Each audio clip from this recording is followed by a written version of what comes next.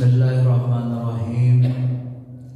Assalamualaikum warahmatullahi wabarakatuh.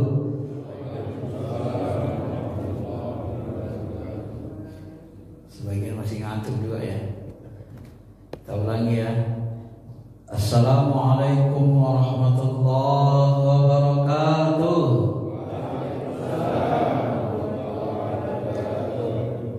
Alhamdulillah, alhamdulillahilladzi khalaqana min turab thumma ja'alana khalifatan fil ard lina'muru fiha wa la nufsidu fiha abadan. Asyhadu an la ilaha illallah wa asyhadu anna Muhammadar Rasulullah. Allahumma shalli ala sayyidina habibina syafi'ina wa maulana Muhammadin wa ala alihi wa sahbihi ajma'in, amma ba'du. Masyaallah, Bapak Ibu yang dirahmati Allah, pada subuh ini kita lanjutkan kaji kita pasal ke-13 berkaitan dengan fi bayan at-thaharah, menjelaskan tentang toharah, bersuci. Syekh Abdul Qadir Jilani mengatakan fat-toharatu ala naw'aini, bersuci itu ada dua hal, dua macam. Yang pertama adalah toharatuz zahir, toharah bersuci terhadap jasad-jasad yang zahir. Wa taharatul batin, yang kedua bersuci secara batin. Di zahir kita disucikan, batin kita disucikan. Wa taharatul zahira tahsulu bima'i syari'ah. Adapun taharah mensucikan zahir anggota badan, tahsulu bima'i syari'ah, dilakukan dengan menggunakan air sesuai dengan syariat. Wa taharatul batin, adapun bersuci secara batin, bagaimana cara melakukannya? Tahsulu bima'it taubah wat talqin.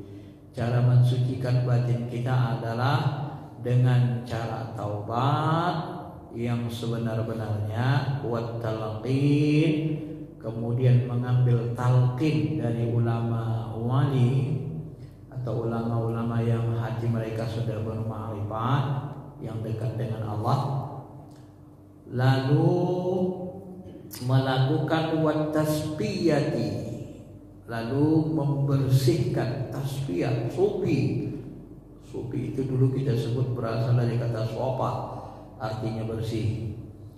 Sesudah tobat, talqin, tasbiyah, mensucikan qalbunya, wa sulukit tariqah, kemudian ikut menjalani tarekat. Fa idzan taqada wudu'us syari'ah, kalau wudu syariat kita batal, misalnya kita buang air besar, buang angin menurut mazhab Syafi'i. Kalau mazhab Maliki, Imam Malik, malah yang membatalkan wudu itu salah satunya adalah sendawa atau bunyi perut kita pun, itu dianggap batal. Dalam mazhab Syafi'i, yang dimaksudkan membatalkan salat adalah buang angin keluar dari bawah kita kan, kotoran, baik buang angin ataupun buang air kecil atau air besar. Menyentuh wanita yang bukan muhrim dengan sengaja. Kalau tak sengaja, qaul jadidnya, pendapat yang diperbaharui, tidak membatalkan sholat. Nah, kalau batal, termasuk batal karena keluar najis tadi, maka seseorang wajib memperbaharuinya. Yajibu tajdidul wudu. Kama qala Rasulullah sallallahu alaihi wasallam, man jaddadal wudu jaddadallahu imanahu. Sebagaimana Nabi mengatakan, barang siapa memperbaharui wudunya, maka Allah memperbaharui imannya.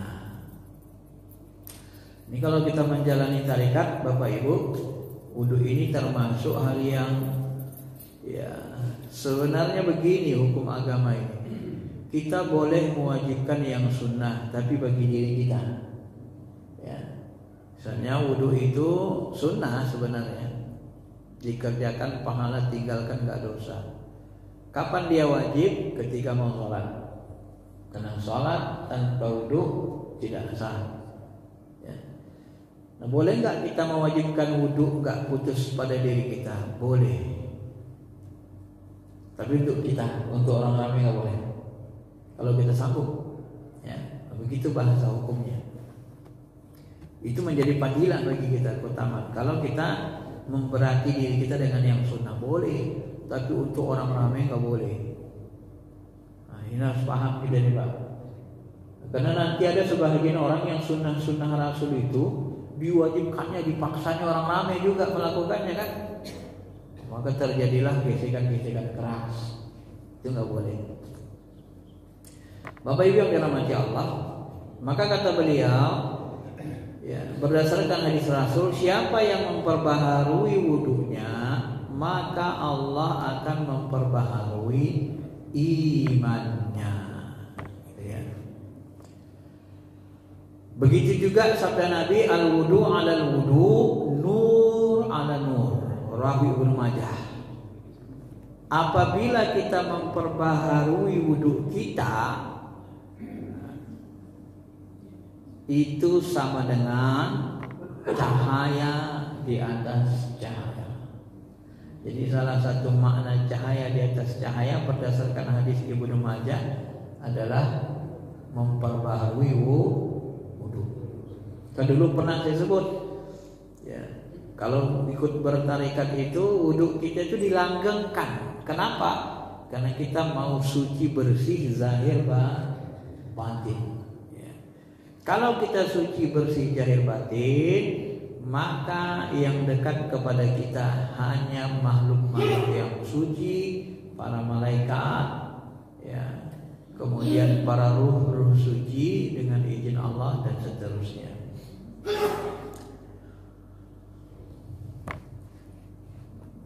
Kemudian beliau mengatakan, "Fa'idzan taqadal wudu'ul batin." Apabila wudu batin itu batal. Kalau wudu zahir tadi sudah paham kita ya, batal, wudu lagi. Apabila wudu batin batal, bagaimana wudu batin bisa batal? Gitu kan? Bil af'ali zamimati wal akhlaqi wal radd, ya. Akhlaqir radiyati kal kibr wal hiqd wal hasad wal ujub wal ghibah wal kadhibi wal khiyanah. Bila wudu batin batal, bagaimana batalnya wudu batin? Apabila kita melakukan perbuatan tercela, akhlak yang hina, seperti dosa qalbu, seperti sombong. Kamu tuh sholatnya gak ada apa-apanya, khusyuk aja enggak, ngerti aja khusyuk gimana gak tahu, gak boleh. Walaupun kita sudah memahami tata cara khusyuk, walaupun kita sudah mengerti, bisa mendudukkan qalbu kita untuk menghadapkan wajah ruh kita kepada wajahnya. Nggak boleh kita hina orang, nggak boleh ujub, nggak boleh sombong. Hasad dengki, ya. Hiq dendam, mengumpat, mengadu domba, bohong, atau melakukan dosa mata yang mengotori hati. Misalnya apa? Khiyanatil ain wal yadain, seperti dosa mata, ya. Kita melihat aurat wanita, wal yadain, dosa telinga, dosa tangan, wal rijlain, dosa tangan, dosa kaki, wal uzunain, dosa telinga, dengar-dengar maksiat yang tidak baik. Ya, jadi kalau kita melakukan hal-hal yang tercela yang mengotori qalbu kita, maka batallah wudu batin. Jadi ternyata Bapak Ibu yang dirahmati Allah,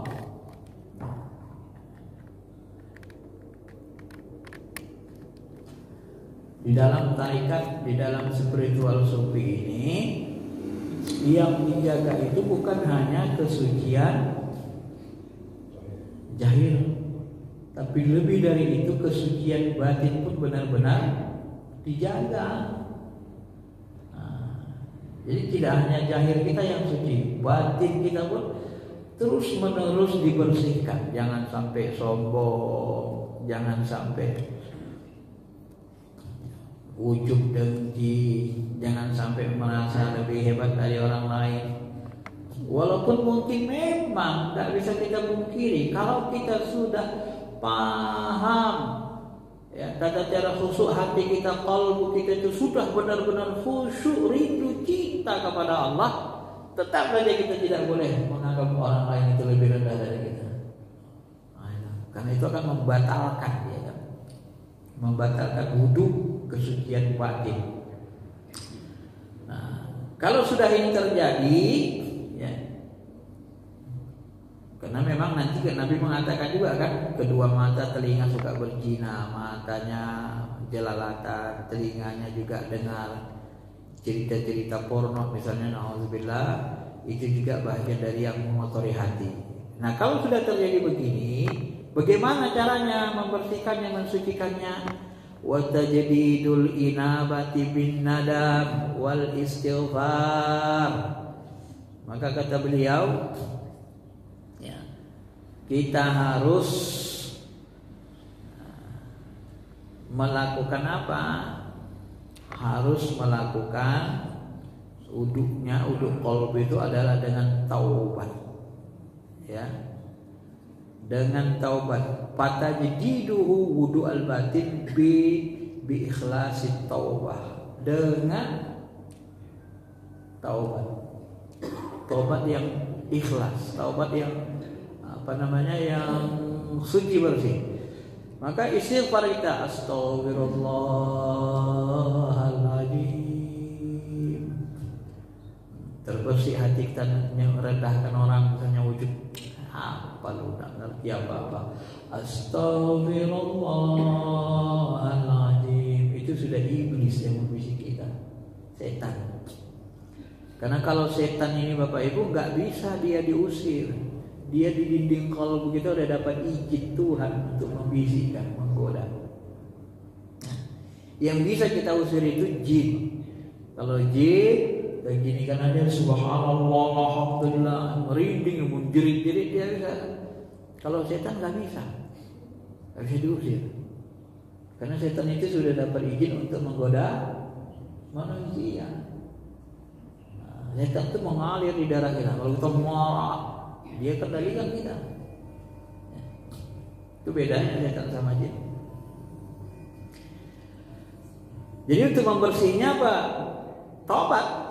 Bi ikhlasit taubah an hadhil mafsadat, ya. Taubat kepada Allah, menyesali semua dosa, mohon ampun. Supaya apa? Supaya hancur dosa-dosa ini tadi, ya. Supaya hancur perbuatan-perbuatan yang merusak kalbu kita tadi. Wa tajdidul inabah bin nadam wal istighfar. Kemudian perbaharui inabah, hampir sama tobat. Inabah kembali kepada Allah. Ya Allah, Engkau yang kutuju, ya Allah, aku ni makhluk yang lemah, ya Allah. Aku aja gak ada mulianya, diciptakan dari saya yang hina, ya Allah. Kalau enggak kau tunjuk binasa aku ini, ya Allah. Astaghfirullahaladzim. Maka salah satu amalan yang paling ikhlas itu sebenarnya kalau kita teliti adalah istighfar. Kalau orang sholat duha biasanya kurang ikhlas, ada maunya. mau lapang rezeki. Baca Al-Waqiah ada niat lainnya selain Allah. Tapi kalau istighfar itu 100% ikhlas benar ya Pak. Astaghfirullahaladzim. Kenapa? Memang mohon ampun ya. Mohon ampun dia. Wal istighal, kemudian apa? Dengan istighal, dengan menyibukkan diri biqam'iha minal batin ya. Mencegah diri kita dari perbuatan-perbuatan yang merusak batin. Menyibukkan diri dengan amal-amal soleh. Kemudian beliau katakan lagi, wa yanbaghi lil 'arif, seorang ahli ma'rifat, ayyahfaza taubatahu. Ya, dia makin tinggi ilmunya bukan makin sombong. Orang yang sudah sampai ke makam ma'rifat kenal Allah, ayyahfaza taubatahu min hadhil abad, hendaklah dia menjaga dirinya, hendaklah dia terus menerus taubat. Yang menjaga dirinya dari apa? Dari kerusakan ini, perbuatan-perbuatan yang merusak qalbu ini, ya. Fatakunu sholatuhu tammah, maka sholatnya akan menjadi sempurna dengan bersihnya zahir, bersihnya batin. Sholatnya akan terasa nikmat, menghadap Allah itu luar biasa nikmatnya. Kenapa? Zahir bersih, batin bersih. Kalau nggak bersih zahir batin tidak bisa khusyuk. Memang harus bersih batin kita baru enak nikmat khusyuk sholat itu. Inilah yang dikatakan Allah dalam hadis qudsi, kama qala Allah Ta'ala hadza, ya. Apa kata Allah Ta'ala? Hadza ma tu'aduna likulli awwabin hafiz. Allah SWT berfirman dalam Al-Qur'an, ya, bukan hadis qudsi. Inilah yang dijanjikan Allah kepadamu, yaitu likulli awwabin hafiz, dijanjikan kepada seluruh hamba-hamba Allah yang awwab, yang dia selalu awwab, kembali kepada Allah.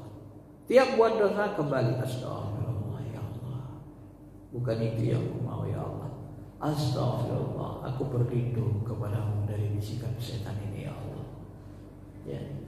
Setiap kali muncul bisikan ujub, bisikan sombong, bisikan namimah, hak, dengki, dendam, astagfirullah ya Allah, supaya jangan hancur kalbu kita, jangan kotor.